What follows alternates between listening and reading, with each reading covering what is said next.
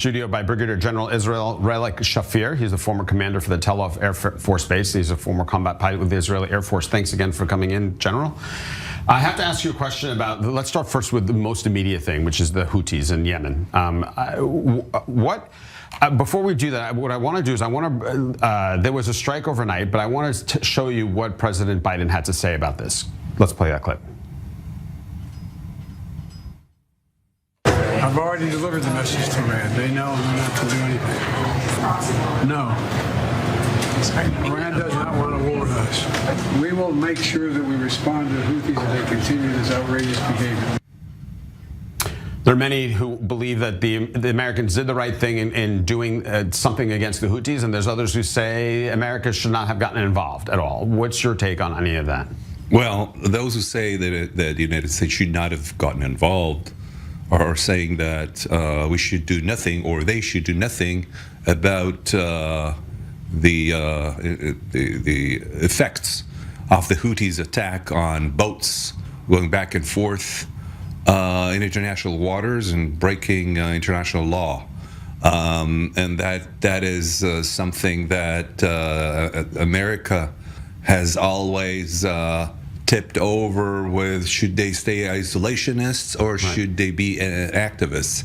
I think at this time it is clear that the United States is taking an active role and is going through whatever mediations and diplomatic channels it can before it fires. And I think they've depleted what they could do with the Houthis, and it was clear they were building a coalition, and just like in '91, making sure that they have all the support, and they've depleted other efforts and then striking. But just to make sure that everyone understands, the U.S. isn't fighting Israel's war here. When it comes to the Houthis. Not at all. Israel, with all due respect to us Israelis, is just a part of an ongoing conflict between Russia and China and their proxies, one of which is Iran, and the Western world. So it's a kind of a clash of civilization, as Samuel Huntington at the time wrote a book about. And this clash has some points, like in Taiwan is one place, Korea is another place, and the Middle East was always a volatile area of conflict. So this is part and parcel of a much larger picture. But it's also, what it speaks to also is that Israel is not getting involved whatsoever. Israel is basically saying, this is not the Houthis are a threat to us. Yes, that's correct. They're firing on commercial ships in the international waters. This is not us. Exactly, and I think it was Prime Minister Shamir at the time, '91, who had the wisdom to refrain from, I would say, aggression that was not really meant for Israel, but was meant to spur an impulse. And we were not impulsive at this time, which is shows some wisdom that we have undertaken. Despite the fact that the Houthis pull the Israel card out whenever they strike a ship that's in an international water. In a way, Iran is doing the same. It's trying to take over the Pan-Arabic area and is using Israel as a kind of a scapegoat for them to align Arab countries. They're trying to align Arab countries around it so that they gain their around 1,400 years of conflict between the Islamic sects of Sunnis and Shias. So we're a major part here, but we're not the reason why they're being active. So the UK and the US put, well, the US did F-18 fighter jets. They dropped Tomahawk missiles on this site, on this radar site. Is that enough of a crushing blow to the Houthis to say, okay, you know what? You're right, maybe we should stop? Or is it more, they've come out a little bit more emboldened by this strike, and I just wonder whether or not they have the capability of saying, okay, we don't need that radar strike, we're still gonna keep going. You know, it's a game of facades. They're putting on their brave mask, as you could probably see in the way their spokesperson came on the air, blistering all kinds of threats. And 500,000 people on the streets of Sana'a yesterday? Yeah, that's fine. That is expected. That's the way the Middle East acts in these manners, and we shall see in the forthcoming days whether it was enough. If it wasn't enough, there are more F-18s just waiting around to come to the Houthis and put them in the right place. Let's talk about the present, the three fronts that Israel faces right now, but let's talk specifically about Gaza right now, Khan Yunis being the focus right now in Gaza. It seems as though more and more the IDF are finding more tunnels, they're finding more ammunition, more missiles are about to be launched. Does it speak to the fact that maybe scaling back, or the idea of going to this new phase, this scaling back, may not have been a good idea, that it's a little premature? You know, we're all, the military people are people who are students of Clausewitz, right, on war, and war is the extension of diplomacy, of statesmanship.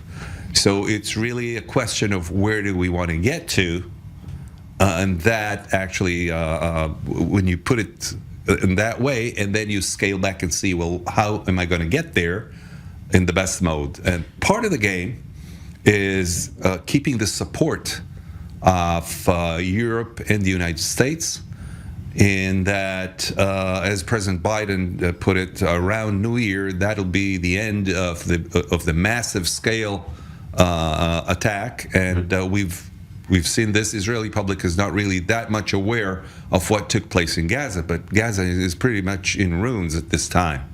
So from now on, it'll be a slower but meticulous hunt for the underground city and for the terrorists. And you can read that every day there are more and more terrorists getting killed. We're on a rate of about 40 to 1 of terrorists being killed versus our fatalities. That is an acceptable rate. Okay. You can't have a war without casualties, without mistakes. But in this manner, we can keep on going for several more months before actually we finish the job and eradicate Hamas military capabilities. Well, you talk about General Clausewitz, who, by the way, our viewers should know, came up with the term the fog of war, attributed to him. Let's take a little bit of history. Let's take a look about the idea, the study of war. We're almost 100 days. Tomorrow will be 100 days since the war began. What do you think the IDF has learned in terms of combat or the world has learned in terms of combat, that nobody has been able to learn in the past 100 days? One thing that we've learned, that when you allow terrorists to be embedded well in the urban sphere, it is going to be very difficult and conflictual to hunt down those terrorists and stay on, I would say, an acceptable number of uninvolved casualties. That means that if the terrorists go into areas where people, where civilians are, then those civilians are in harm's way. This goes along with laws of war, international laws of war. But this is totally different. But that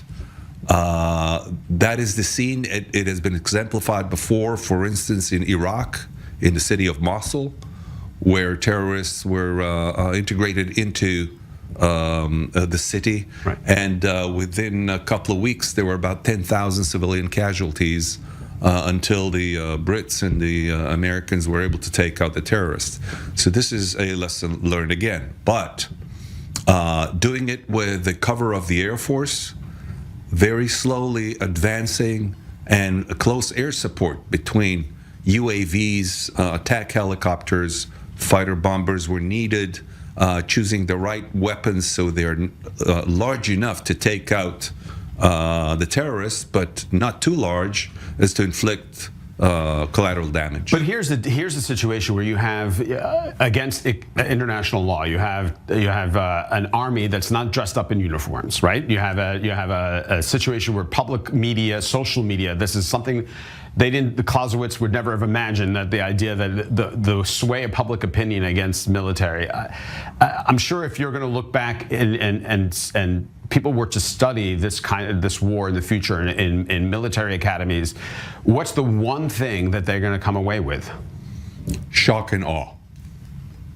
The shock and awe that Israel inflicted on Gaza in the first several weeks of the air campaign wasn't done just for Hamas. It was done also to impress upon Hezbollah up in the north that if they open up a war, and that was quite imminent, then this is what is expected to happen to Lebanon.